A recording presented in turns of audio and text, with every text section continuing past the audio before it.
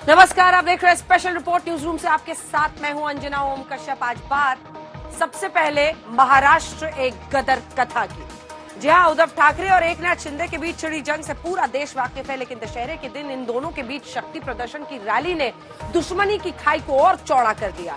एकनाथ शिंदे ने जून में 40 से ज्यादा विधायकों के समर्थन और बीजेपी के सहयोग से उद्धव ठाकरे को मुख्यमंत्री पद से हटा दिया और साथ ही शिवसेना पर अपनी दावेदारी ठोक दी।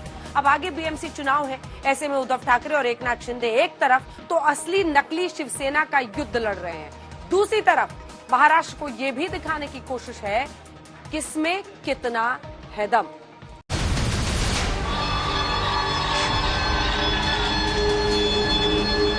आदरणीय एकनाथजी शिंदे साहेबांचा ठाकरेंचा आवाज। मला सांगा, मी केलं होतं ते बरोबर केलं होतं की नव्हतं? सांगा, सगळ्यांनी येऊन सांगा। जनसमुदायाला मैं विनम्र अभिवादन करतो। उद्धव ठाकरे और एकनाथ शिंदे का पावर शो। छत्रपती शिवाजी महाराज की। महाराष्ट्र में छिड़ी गदर और गद्दारी की जंग। 56 साल बाद दशहरा रैली पर बट गई शिवसेना।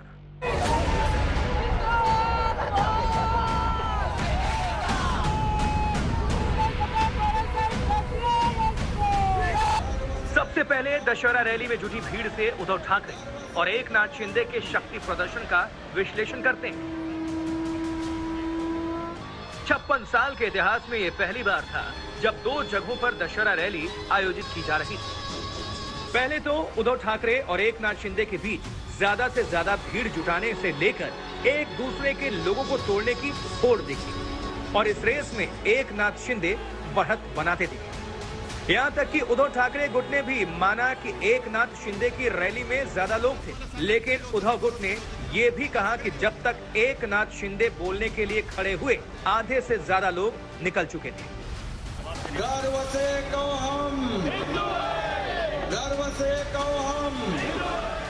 ठाकरे गुट का दावा है कि शिवाजी पार्क में हुई उद्धव की रैली में 2.5 लाख लोग पहुंचे और बीकेसी ग्राउंड में एकनाथ शिंदे की रैली में 3 लाख लोग। इसके उलट पुलिस का दावा है कि उद्धव ठाकरे की रैली में 1 लाख लोग पहुंचे और एकनाथ शिंदे की रैली में 2 लाख लोग शामिल हुए।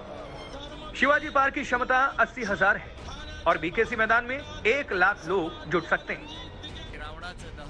जब देश भर में बुराई का रावण धधक रहा था, जब उद्धव और एकनाथ शिंदे एक दूसरे पर प्रहार कर रहे थे और अब उद्धव ठाकरे और एकनाथ शिंदे के भाषणों की चर्चा देश भर में हो रही है। उद्धव ठाकरे ने कहा कि शिव सैनिक कटप्पा को माफ नहीं करेंगे। एकनाथ शिंदे बोले, हमने गद्दारी नहीं गदर किया है। उद्धव ठाकरे ने कहा, इस बार रावण 50 खोखे का है। एकनाथ शिंदे बोले, 2019 में बाला साहेब के विचारों से गद्दारी की गई। 50 खोखे वाले रावण से उद्धव ठाकरे का इशारा महाराष्ट्र में उनकी कुर्सी गिराने के लिए विधायकों को दिए गए कथित 50 करोड़ के प्रस्ताव से था। ज्या वेळेला आपल्या शिवसेनेमध्ये गद्दारांनी गद्दारी केली, वय गद्दारच गद्दारच म्हणणार।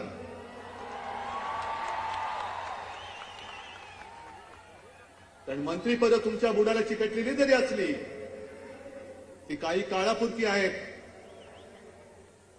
पण कपाळावरती गद्दारीचा शिक्का या जन्मी तरी पुसता येणार नाही। पुसायचा म्हटलं तरी पुसता येणार नाही।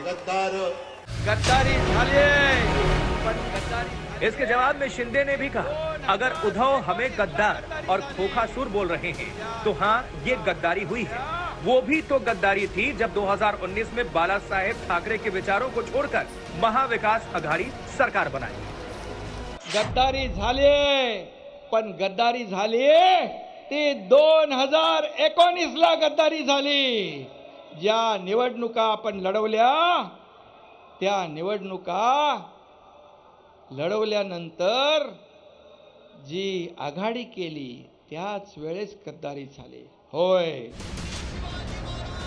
इस वक्त उद्धव ठाकरे और एकनाथ शिंदे के बीच दो तरह से लड़ाई चल रही है। पहली लड़ाई असली शिवसेना कौन है, नकली शिवसेना कौन है। दूसरी लड़ाई 2023 के शुरुआत में होने वाले बीएमसी चुनाव में दमखम को लेकर। उद्धव ठाकरे भले ही महाराष्ट्र की सत्ता गवा बैठे, लेकिन वो बीएमसी चुनाव किसी भी कीमत पर जीतना चाहते हैं। और एकनाथ शिंदे भी ये दिखाना चाहते हैं कि असली शिवसेना वही है और बीएमसी चुनाव में भी वो उद्धव ठाकरे को पटखनी देंगे। इसीलिए वो बाला साहेब ठाकरे के विचारों को आगे रख रहे हैं और हिंदुत्व का नारा लगा रहे हैं।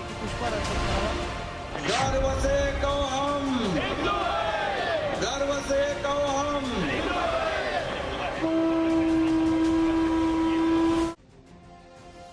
इसके अलावा एकनाथ शिंदे ने खुद को ताकतवर और असली शिवसेना साबित करने के लिए ठाकरे परिवार के कई सदस्यों को अपने मंच पर बिठाया। एकनाथ शिंदे के साथ उद्धव ठाकरे के बड़े भाई जयदेव ठाकरे, उनकी पूर्व पत्नी रश्मि ठाकरे के साथ साथ बाला साहेब ठाकरे के बड़े बेटे बिंदु माधव ठाकरे के बड़े बेटे निहार ठाकरे भी नजर आए।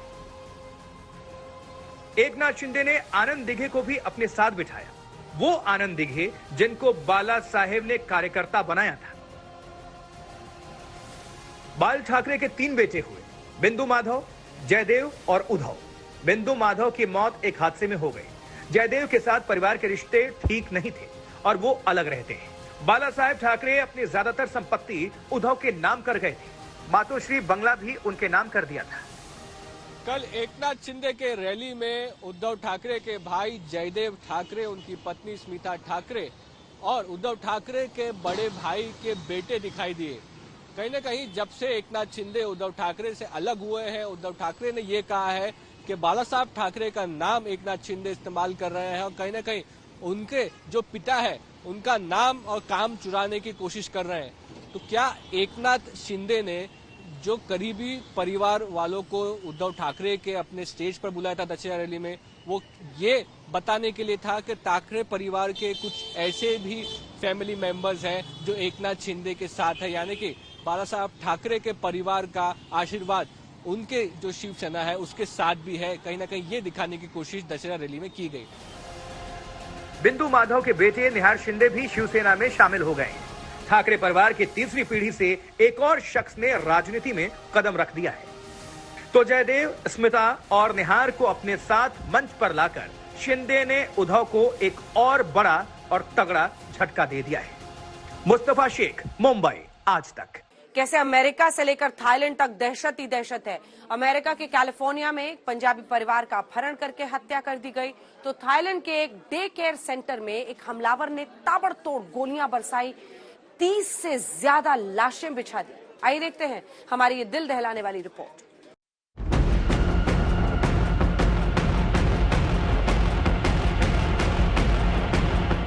अमेरिका में पंजाबी परिवार की अपहरण के बाद हत्या।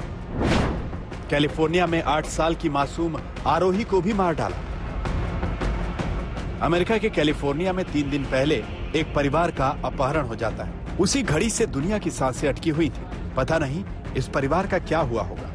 खास तौर पर पंजाब के होशियारपुर में रहने वाले इस परिवार के बाकी सदस्य डरे हुए थे और फिर 6 अक्टूबर इस परिवार का डर मातम में तब्दील हो गया।